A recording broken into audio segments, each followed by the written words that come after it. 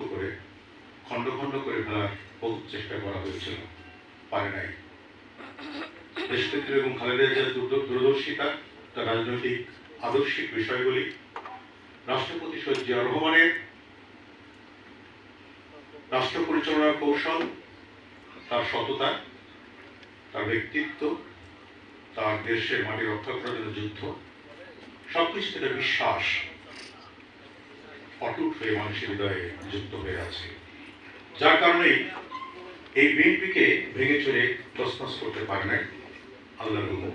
তেমনিভাবে মৌসুমীকেও তার জীবন নাশে বা তার জীবনের উপরে যে হুমকি ছিল সেখান থেকে তাকে সরাতে পারে নাই।